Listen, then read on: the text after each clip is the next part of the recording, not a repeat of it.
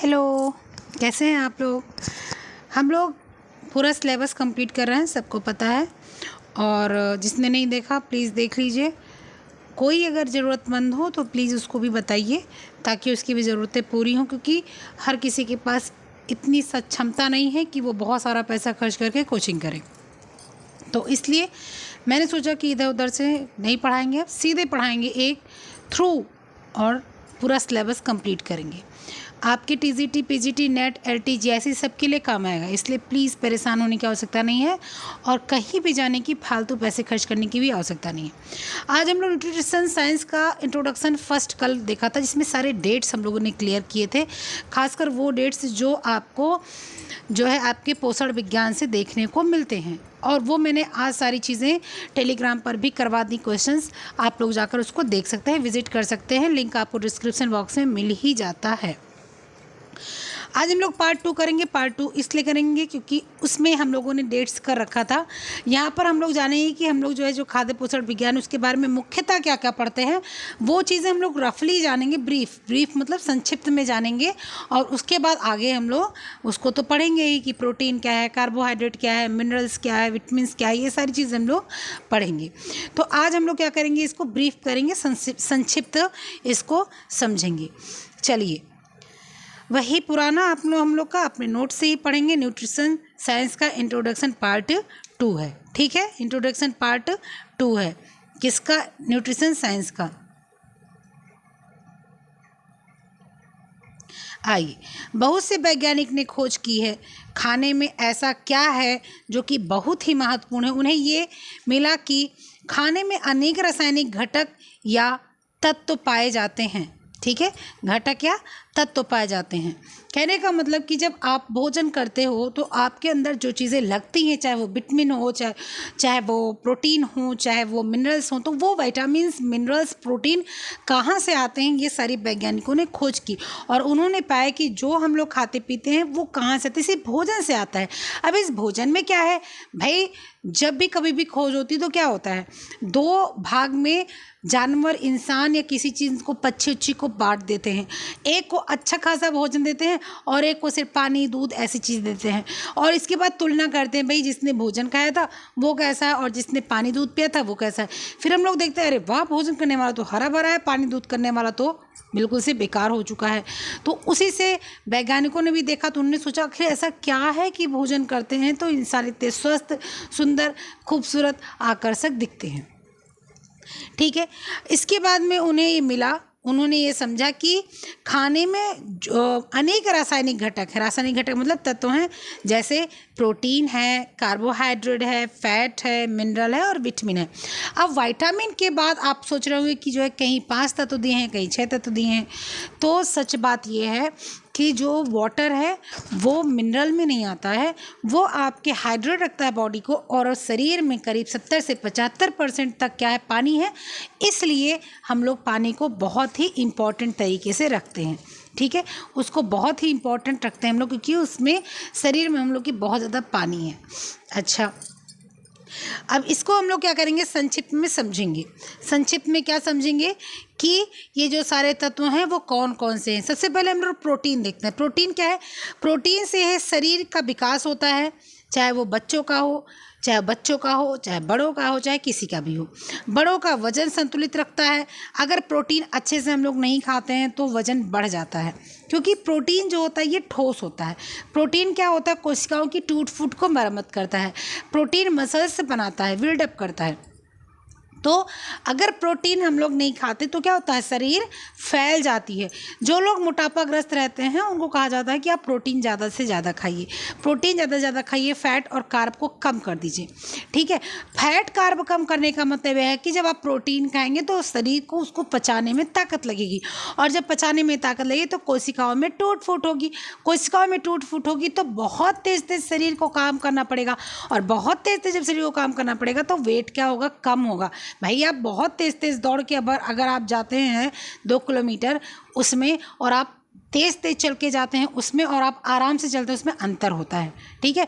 कहा जाता है कि अगर आप बोलते हैं मॉर्निंग वॉक करते हैं, मैं घूमने जाती हूँ, मैं टहलने जाता हूँ, तो घूमना टहलना मॉर्निंग वॉक करने का मतलब ये होता है कि अगर आप ब्रिस्क वॉक कर रहे हैं, आप टहल रहे हैं, तो अगर आप बात कर ले रहे हैं लेकिन या अगर आप गाना गा ले रहे हैं, इसका मतलब आपकी स्पीड स्लो है। फास्ट स्पीड में अगर आप चलेंगे तो आप गाना नहीं गा सकते हैं, ये तथ्य है। और ये तथ्य सही भी है, कभी अंदाज लीजिएगा अपने गेट के सामने ही चल के।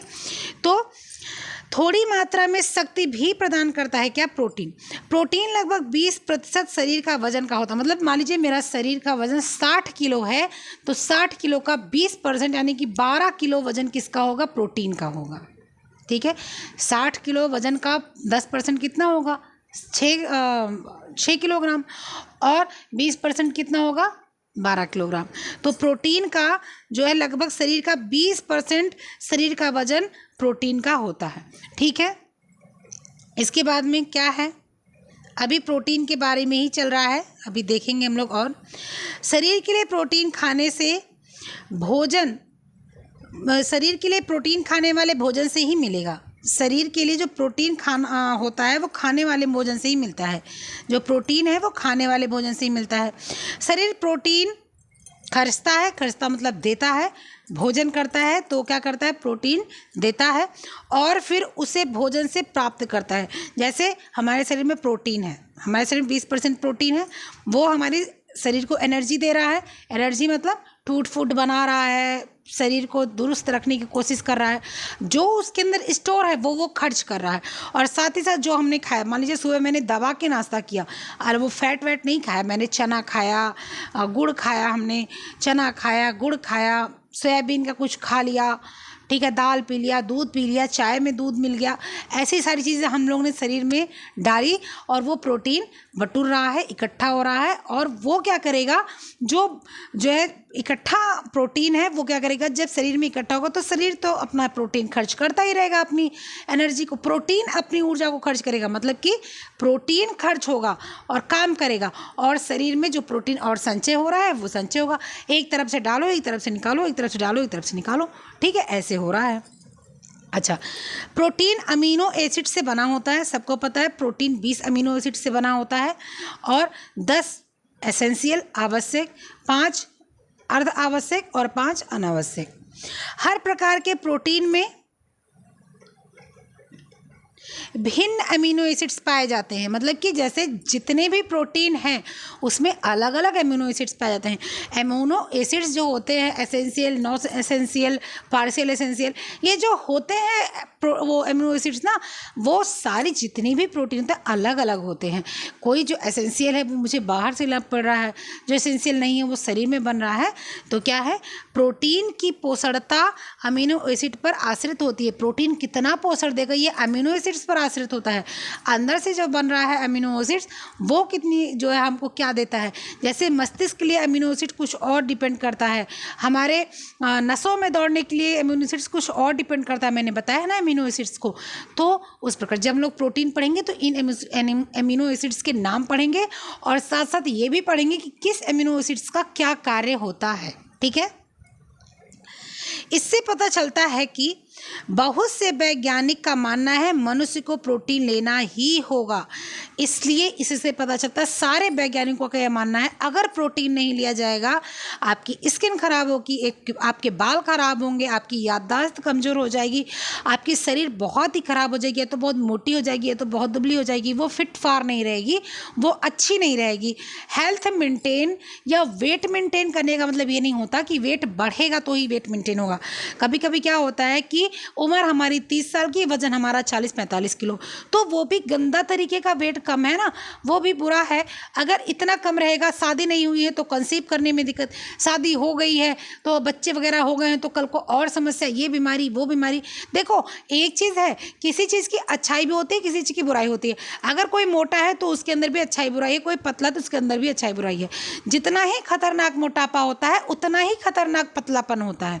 ठीक है, तो ये वेट मेंटेन करने का मतलब ये होता है कि पतला है तो वो स्वस्थ हो जाए, मोटा है तो दुबला हो जाए। अब ये नहीं जीरो साइज का हो जाए, जीरो साइज का होना बेकार वाली बात है। चलिए अब फर्स्ट नंबर पे हम लोग पढ़ते हैं क्या? कार्बोहाइड्रेट। कार्बोहाइड्रेट, कार्बोहाइड्रेट कार्ब काम करने के लिए सबसे अधिक आवश्यक तत्व है। कार्ब मतलब कार्बोहाइड्रेट।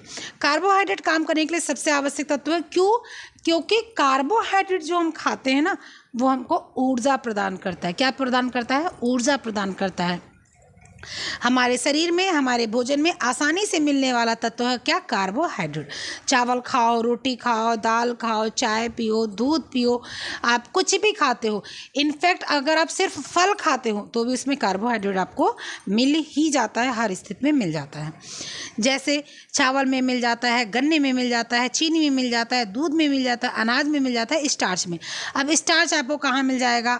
आपको स्टार्च आलू में मिल जाएगा, गंजी में मिल जाएगा, शकरकंदी, जिमी कंद, सब जगह। इसको सूरन या लोग ओल या कान ऐसे बोलते हैं, हम लोग यहाँ सूरन और कान बोला जाता है। तो जो है यहाँ सब में आपको मिल जाता है। अनाज में आपको पता ही है, स्टार्च भी मिल रहा है, प्रोटीन भी मिल रहा है, कार्बोहाइड्रेट भी मिल रहा है। चावल और दाल, हम चावल और रोटी हम लोग खाते ही, काफ़ी अच्छा कार्बोहाइड्रेट का स्रोत होता है। हमारे भारत में 70% की थाली, जो हमारी पूरी थाली तैयार की जाती है, उसमें 70% कार्बोहाइड्रेट होता ही होता है। चीनी खा रहे हैं, गन्ना चूस रहे हैं, गन्ना तो फिलहाल नहीं मिला, लेकिन गन्ने से चीनी तो बन रही है। आपको फ्रक्टोज जो मिल रहा है आपको फलों से, वो आपको दूध से ग्लूकोज मिल रहा है, ग्लैक्टोज मिल रहा है, वो सारी चीज़ें क्या, ये ग्लूकोज से क्रिया करके और क्या करते हैं, हम लोग का कार्बोहाइड्रेट बनाते हैं। ठीक है। अच्छा, इसके बाद में क्या हो रहा है कि सब चीज़ों में हमको 50 से 70% ऊर्जा मिलती है। मतलब कि ये सारी चीज़ें हम लोग खाते हैं, उसमें हम लोग को 50 से 70% तक क्या मिलता है? ऊर्जा मिलती है। ऊर्जा मतलब एनर्जी काम करने के लिए। एनर्जी ताकत की बात नहीं हो रही है, ताकत तो मिलती ही है, लेकिन साथ ही साथ हमको काम करने के लिए ऊष्मा मिलती है, तेज मिलता है, जो है हम लोग को गर्मी मिलती है, हमको वो एनर्जी मिलती है। ठीक है। एनर्जी काम कर ले तो सब चाहिए। ब्लड अगर HB डाउन हो जाए तो आपकी एनर्जी नहीं लग रही, कार्ब डाउन हो जाए एनर्जी नहीं लग रही, प्रोटीन डाउन हो जाए एनर्जी नहीं लग रही, विटामिन डाउन हो जाए एनर्जी नहीं लग रही है, मिनरल्स डाउन हो जाए एनर्जी नहीं लग रही है। एनर्जी किसी के भी कम होने से नहीं लगती है, लेकिन हाँ ये तय है कि अगर कार्बोहाइड्रेट कम हो जाता है तो आपकी ऊर्जा नष्ट हो जाती है। आपकी गर्मी जो शरीर की है, जो काम करने की आपको इमोशंस पैदा करते हैं, जो काम करने के लिए अंदर से प्रेरणा देते हैं आपको जो एक लौ आपके अंदर जगती है, वो नहीं होती, वो ऊर्जा खत्म हो जाती है या कम हो जाती है। इसके बाद में क्या है, क्या सबसे सस्ता रास्ता होता है ऊर्जा प्राप्त करने का, जो है क्या आपका, वही जो हमने बताया कार्ब, जिसमें आपको चीनी मिल रहा है, चावल मिल रहा है, रोटी मिल रहा है, दाल मिल रहा है, सब्जी मिल रहा है, फल मिल रहा है, दूध मिल रहा है। ये जब कार्ब का पाचन होता है तो ग्लूकोज प्राप्त होता है। जब हमारा कार्बोहाइड्रेट पचता है तो उससे क्या बनता है? ग्लूकोज बनता है, और वह ऊर्जा का मुख्य साधन है। और वही क्या होता है? ग्लूकोज ही ऊर्जा का मुख्य साधन है। आपको कभी बहुत लो फील हो रहा है, जैसे मान लो मैं पढ़ा रही हूँ तो मुझे पढ़ना भी पड़ता है ना। आप पढ़ रहे हो तो आपको पढ़ना है, तो आपको नींद आती है, वैसे जब मैं पढ़ाती हूँ उसके पहले मुझे पढ़ना पड़ता है। तो जब मुझे नींद आती है तो हम लोग क्या करते हैं, जाके चाय बनाते हैं। वैसे कॉफ़ी के यहाँ का प्रश्न तो उत्तर प्रदेश में बहुत कम ही होगा। फैशन के दौर में गारंटी की आवश्यकता मतलब नहीं होता गारंटी का कोई, तो अब लोग कॉफ़ी पीने लगी। लेकिन मैं बचपन से देखती आई हूँ कि कॉफ़ी कोई पसंद नहीं करता। आज भी बहुत कम लोग कॉफ़ी पसंद करते हैं हम लोग के साइड में। अगर उनसे पूछो कॉफ़ी पीएंगे, चाय, नहीं चाय पिलाओ। अब तो थोड़ा शादी ब्याह में कॉफ़ी वॉफ़ी का सिस्टम हो गया, लोग कॉफ़ी थोड़ा बहुत पीने लगे। तो जब भी हम लोग को आवश्यकता पड़ती तो हम लोग क्या पीते हैं? चाय पीते हैं। नींद लग रही है, चाय पी लो। मन नहीं कर रहा कुछ करने का, चाय पी लो। ठंडी लग रही है, चाय पी लो। गर्मी लग रही है तो भी चाय पी लो, है ना। ये बताओ, कोई चाय पीता है तो क्या गर्मी में क्या वो 2 टाइम चाय नहीं पीता? सुबह अगर चाय नहीं मिले तो आदमी को सर दर्द होता है, बीमार हो जाता है। वो एक लत है, वो एक जो है उसका क्या हो जाता है, नशा सा हो जाता है, लत हो जाती है। तो वो एनर्जी ऊर्जा ही प्रदान करता है, ठीक है, क्योंकि वो ग्लूकोज में परिवर्तित होता है, चीनी उसमें पड़ा होता है, ग्लूकोज में परिवर्तित होता है। ये भी चीज़ आप अपनी जगह पर कभी भी किसी से जो शुगर के मरीज होंगे, पेशेंट होंगे, उनसे पूछेगा, जब वो चाय पीते ना उनको वो एनर्जी नहीं मिलती जो चाय हम लोग पीते एनर्जी मिलती है। हम लोग मतलब कि जिसको शुगर नहीं है, जो चीनी वाली, गुड़ वाली, शक्कर वाली, राब वाली, खाड़ वाली चाय पीते हैं उनको, ठीक है। अच्छा, इसके बाद में कुल आपकी जो बात का निष्कर्ष निकल के आता है, वो क्या निष्कर्ष निकल के आता है? निष्कर्ष निकल के आता है ये कि हम जो भोजन ग्रहण करते हैं उनमें बहुत ही पर्याप्त मात्रा में कार्बोहाइड्रेट होता है, जो ऊर्जा हमको देता है। जैसे हमने एक थाली ले रखी है, एक थाली में क्या है, 70% हम लोग को कार्बोहाइड्रेट मिलता है, 30% हमारा अन्न रहता है। इसमें हरी सब्जियां रहती हैं, सलाद रहता है, दाल का जो प्रोटीन रहता है, ये सारी चीज़ें रहती हैं, अचार रहता है, ये सब बहुत कम रहता है। अब आप सोचो ना, एक कटोरी दाल लेते हैं, आधी कटोरी सब्जी लेते हैं और 4 रोटी ले रहे हैं और अच्छा खासा 2 कटोरी चावल खा रहे हैं, तो कार्ब कितना हुआ? 50 से 50% तो नहीं हुआ, 70% हुआ। कोई 50% नहीं खाता, कोई भी नहीं खाता। बहुत हेल्थ कॉन्शियस है कोई अच्छा लड़का या लड़की, तो वही जो है 50 या 40% करता है, नहीं तो हर कोई 70% 75% लेता ही लेता है। ये कार्बोहाइड्रेट, ये सारी चीज़ें हम लोग विस्तृत रूप से कहाँ पढ़ेंगे? जब कार्बोहाइड्रेट का चैप्टर पढ़ेंगे तब। अभी ये सिर्फ आपको बताना है, पता लगाना है कि कार्बोहाइड्रेट से हमको क्या क्या मिलता है। अब इसको अंदर हम लोग कैसे जाएंगे, ठीक है। इसके बाद में अब हम लोग क्या पढ़ेंगे? अब हम लोग फैट पढ़ेंगे। फैट में हम लोग क्या क्या पढ़ेंगे इसको देखते हैं। फैट में पहले तो तेल, वसा ऊर्जा का कार्य करते हैं। तेल और वसा जो होते हैं ना, ये भी ऊर्जा का कार्य करती है। लेकिन यहाँ पर एक क्वेश्चन सबसे पहले सबका बनेगा, तो मैम तो दीदी ये बताइए कि जब ऊर्जा का कार्य तेल भी कर रहा है, ऊर्जा का कार्य कार्बोहाइड्रेट भी कर रहा है, तो फिर आंसर तो हर जगह गलत होता है, क्योंकि हर जगह कार्ब आंसर देता है। फैट और ऊर्जा में अंतर है, क्योंकि कार्बोहाइड्रेट का काम क्या है? सिर्फ ऊर्जा देना, ठीक है, एनर्जी देना। लेकिन फैट का काम क्या है? वो एनर्जी के साथ साथ आपकी स्किन को अच्छा रखेगा, आपको साइनोडर्मा होने से बचाएगा, ठीक है। इसको विस्तृत रूप से अंदर हम लोग चल के पढ़ेंगे कि फैट का क्या क्या कार्य होता है, ठीक है। इसमें फैटी एसिड्स तथा घुलनशील विटामिन होते हैं, आवश्यक पोषक तत्व भी होते हैं। इसमें आपके क्या होते हैं? फैटी एसिड्स भी होते हैं। कितने फैटी एसिड्स होते हैं? फैट के चैप्टर में हम लोग उसको अच्छे से पढ़ेंगे, ठीक है। इसमें विटामिन होते हैं, जो विटामिन क्या होते हैं? वसा में घुलनशील होते हैं, वो विटामिन भी होते हैं, जैसे एडेक होता है ADEK, ये फैट में घुलनशील है, ठीक है। आवश्यक पोषक तत्व भी इसमें बहुत होते हैं। अच्छे स्वास्थ्य के लिए वसा आवश्यक है, अन्यथा वसा की कमी से त्वचा रोग हो जाता है। त्वचा रोग को क्या हम लोग बोलते हैं? फाइनोडर्मा बोलते हैं। क्या बोलते हैं? फाइनोडर्मा। फाइनोडर्मा क्या होता है? फाइनोडर्मा, स्किन बहुत खराब हो जाती है, झुर्रियाँ पड़ जाती हैं। बहुत लोग होते हैं ना, बोलते हैं कि मैं तो फैट नहीं खाती क्योंकि मेरा वजन कम करना है। अरे वजन कम करना है, फैट मत खाओ, कोई फ़र्क नहीं पड़ता, फैट मत खाओ, ठीक है, बहुत अच्छा है, वज़न कम कर लो बिल्कुल। लेकिन कभी सोचा है कि वज़न कम करने के चक्कर में सिर्फ उबला हुआ खाना खाते, फिर झुर्रियाँ कैसे पड़ती चेहरे पर? बहुत लोग वज़न कम करते हैं तो इतना बुरी तरीके से वज़न कम करते हैं कि बिल्कुल से तेल मसाला सब कुछ बंद कर देते हैं। बंद नहीं किया जाता है, कम किया जाता है, साथ साथ एक्सरसाइज भी की जाती है। कसरत इसलिए की जाती है ताकि जो आपकी लोचशीलता खत्म हो रही है वो लोचशीलता बनी रहे। लोचशीलता मतलब समझ रहे हैं? लचक, आपकी स्किन की जो इलास्टिसिटी है वो बनी रहे। ऐसा नहीं है कि सिर्फ उबला आपने दाल का जूस पी लिया, आपने जो सूप पी लिया और महीने भर 2 महीने बाद देख रहे हैं अरे यार मैं तो बूढ़ी लग रही हूँ। और ऐसा होता ही है, आप अपने आसपास देख लो, कहीं नहीं तो यूट्यूब उठा के देख लो, गूगल उठा के देख लो, इतना लोग दुबले होते हैं और फ्लॉन्ट करते हैं और दिखाते मैं तो बड़ी खूबसूरत लग रही हूँ। लेकिन आप उनकी शक्ल देखो ना तो बिल्कुल जैसे बंदर जो होता है, बंदर उसका मुंह जब लटक जाता है उसी तरह से हो जाता है। चलो नेक्स्ट क्या आ जाता है? नेक्स्ट आता है मिनरल्स। मिनरल्स में हम लोग को क्या पढ़ना है कि आहार से ही उत्पन्न होता है खनिज। जो हम लोग खाना खाते हैं उसी से खनिज निकलता है, मिनरल्स निकलते हैं। शरीर में उपयोगी कार्य भी करता है खनिज। अच्छा, आवश्यक खनिज क्या होते हैं? कैल्शियम होता है, फास्फोरस होता है, पोटेशियम होता है, सोडियम होता है, क्लोराइड होता है, मैग्नीशियम होता है, आयरन होता है, कॉपर होता है, आयोडीन होता है, कोबाल्ट होता है, फ्लोरीन होता है और जिंक होता है। ये सारे आपकी क्या हैं? आवश्यक मिनरल्स हैं। अब कैल्शियम हड्डियों के लिए, फास्फोरस काम करता है मिलकर हड्डियों के लिए, सोडियम आपके पानी के स्तर को बना के रखता है, क्लोराइड भी पानी के स्तर को बना के रखता है, मैग्नीशियम ये सारी चीज़ें आयरन के लिए काम आती हैं और पानी के स्तर को बना के रखता है। आयरन आपके ब्लड हीमोग्लोबिन के लिए काम आता है, कॉपर हीमोग्लोबिन के लिए काम आता है, आयोडीन थायराइड ग्रंथि के लिए काम आता है, कोबाल्ट भी आपका जो है कैल्शियम के साथ में काम आता है, फ्लोरीन आपके दांतों के लिए काम आता है, जिंक आपके हीमोग्लोबिन के लिए काम आता है। तो ये सारी चीज़ें हम लोग मिनरल्स में पढ़ते हैं, ठीक है। इन सारी चीज़ों को हम लोग क्या करते हैं? मिनरल्स में पढ़ते हैं। आइए देखते हैं कि क्या क्या काम हम लोग देखेंगे, पढ़ेंगे। कैल्शियम प्लस फास्फोरस हड्डी और दांत का निर्माण करता है। कैल्शियम और फास्फोरस मिलकर हड्डी और दांत का निर्माण करते हैं। Potassium plus sodium plus chloride plus phosphorus मिलकर पानी के संतुलन को बनाए रखता है। शरीर में जो पानी है, सोडियम, पोटेशियम, क्लोराइड, फास्फोरस पानी के संतुलन को बना के रखते हैं। जो 70 से 75% पानी है शरीर को, अगर ये तत्व कम हो जाएंगे तो पानी कम हो जाएगा और फिर क्या होगा? चक्कर आएगा। और चक्कर क्यों आता है? चक्कर, जब शरीर का ऑक्सीजन लेवल कम होता है तभी चक्कर आता है। और ऑक्सीजन लेवल क्यों कम होता है? जब ब्लड में पानी कम हो जाता है तभी ऑक्सीजन लेवल डाउन होता है। और इन्हीं ऑक्सीजन लेवल को मेंटेन करने के लिए पोटेशियम, सोडियम क्लोराइड, फास्फोरस काम करते हैं। ठीक है। आयरन प्लस कॉपर किसका काम करता है? हेमोग्लोबिन बनाने की प्रक्रिया करता है। हिम मतलब लोहा, ग्लोबिन मतलब प्रोटीन, और इसको मेंटेन करने के लिए आयरन प्लस कॉपर का काम चलता है। आयोडीन का काम क्या है?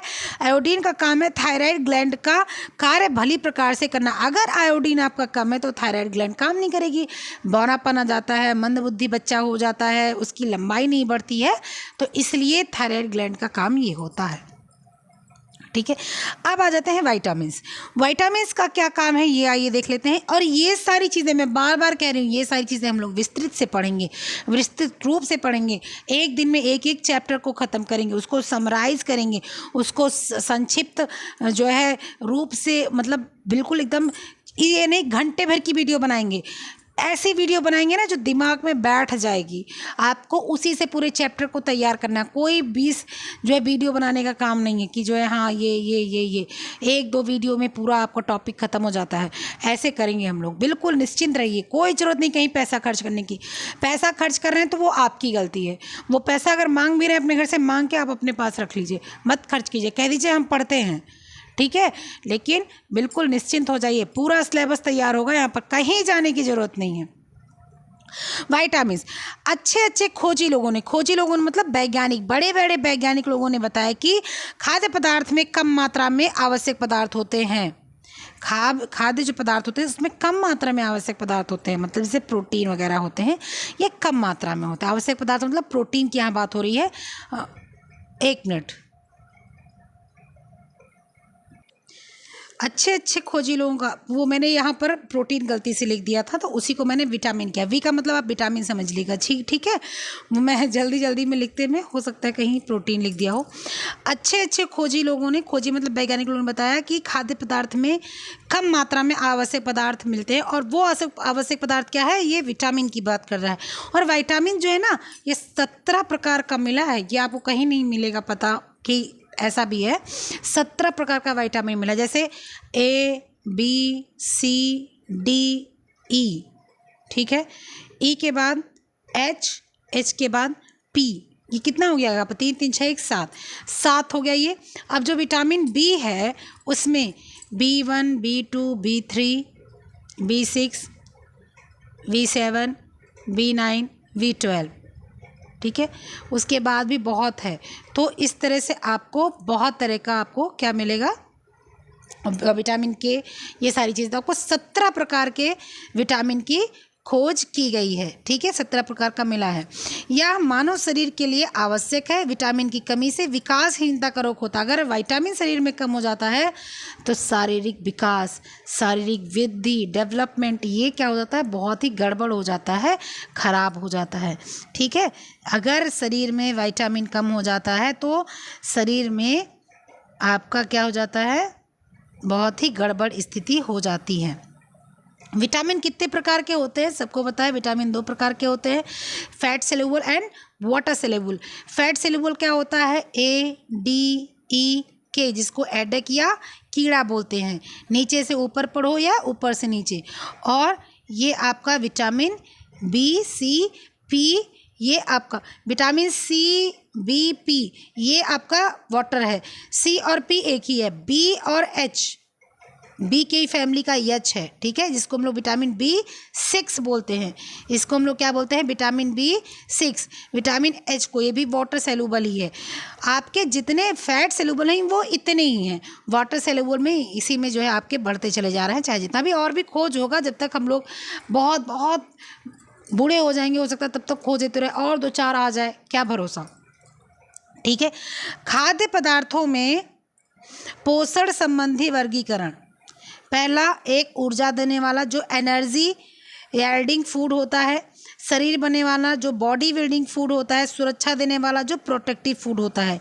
ये आपके खाद्य पदार्थों का जो है प्रकार होता है। खाद्य पदार्थों के इतने प्रकार होते हैं, कौन कौन से? एक ऊर्जा देने वाला, एक बॉडी बिल्डिंग वाला, और एक आपका होता है सुरक्षा प्रदान करने वाला। ये आपके जो है पोषण तत्वों संबंधी वर्गीकरण होता है। अब भोजन के कार्य कितने होते हैं? भोजन के कार्य 3 होते हैं। कौन कौन से? शारीरिक, सामाजिक और मनोवैज्ञानिक या मानसिक। अब बहुत लोग, मेरे पास क्वेश्चन है, बहुत लोगों ने कहा मैंने आंसर किया था शायद, मैंने शारीरिक, सामाजिक, मैंने सामाजिक को टिक मार्क नहीं किया था। देखिए हर जगह आपको अलग अलग मिलेगा, लेकिन सामाजिक कहीं मिलेगा कहीं नहीं मिलेगा। फिर भी यहाँ मैं सामाजिक इसलिए बोल रही हूँ क्योंकि स्वामीनाथन जी की बुक है सामाजिक, और मैंने फील किया है सामाजिक। ठीक है, अगर आप अच्छा भोजन करते हैं तो आपका समाज में अच्छा प्रभाव पड़ता है, अगर आप अच्छा भोजन नहीं करते समाज में बुरा प्रभाव पड़ता है, इसलिए सामाजिक होता है। ठीक है, तो भोजन के कार्य कितने होते हैं? शारीरिक, सामाजिक, मनोवैज्ञानिक और मानसिक एक ही चीज़ है, इसलिए इसमें कंफ्यूज मत होया कीजिए। कोई बोलेगा अरे मनोवैज्ञानिक है तो मानसिक कैसे हो गया? मानसिक मनोवैज्ञानिक एक ही चीज़ है। आपको कोई बोल दीजिए मानसिक समस्या है क्या या मनोवैज्ञानिक समस्या है क्या, कोई अंतर है क्या?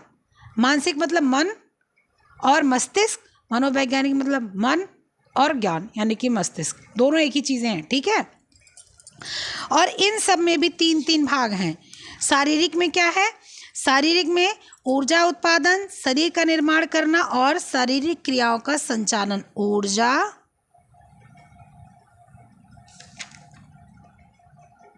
निर्माण, निर्माण मतलब शरीर की बात हो रही है,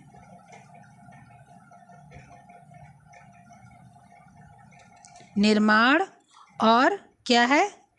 संचालन, क्रियाओं का संचालन। इसमें क्या है? 3। इसमें 3 क्या है? सुरक्षा की भावना, भोजन द्वारा संवेगों को प्रकट करना, भोजन के बल के रूप में वो करना, रूप में प्रयोग करना, और आपका सामाजिक कार्य में सिर्फ सामाजिक कार्य है, आप जो है अपना जो आपका समाज में कार्य होते हैं वो। तो इन सब को हम लोग अंदर पढ़ेंगे। ठीक है, इसको बहुत बहुत बहुत लंबा करने की आवश्यकता नहीं है। हम लोगों ने जान लिया कि जितने भी चीज़ें हैं उन सबको हम लोगों ने कैसे पढ़ना है। ठीक है, हम लोगों ने कैसे पढ़ना है, कैसे हम लोग को प्रोटीन पढ़ना है, कैसे हम लोग को मिनरल्स पढ़ना है, कैसे हम लोग को विटामिन पढ़ना है, कैसे हम लोग को फैट पढ़ना है, कैसे हम लोग को कार्बोहाइड्रेट को पढ़ना है और सारी भोजन की प्रक्रियाओं को पढ़ना है। ठीक है, तो ये सारी चीज़ों को पढ़ना है। फिर से बोल रही हूँ कि बहुत ज़्यादा इधर उधर भागने की जरूरत नहीं है, चुपचाप से यहाँ चले आइए। पूरी सिलेबस को तैयारी हो रही है और आपको इसी तरह से होगी। ऐसा नहीं है जो हम लोग हफ्ते भर पढ़ेंगे वो क्वेश्चन भी करेंगे हम लोग संडे के दिन। ठीक है, संडे को टाइम नहीं मिला तो सैटरडे को शाम को, सैटरडे को टाइम नहीं मिला तो मंडे को सवेरे करेंगे ज़रूर। तो इसलिए बहुत इधर उधर भागने की ज़रूरत नहीं है, पैसा खर्च करने की ज़रूरत नहीं है, इसलिए चुपचाप से आराम से पढ़िए। चलिए फिर मिलते हैं, तब तक के लिए ख्याल रखिए, प्रतीक्षा रहिए, मस्त रहिए, खुश रहिए, बाय।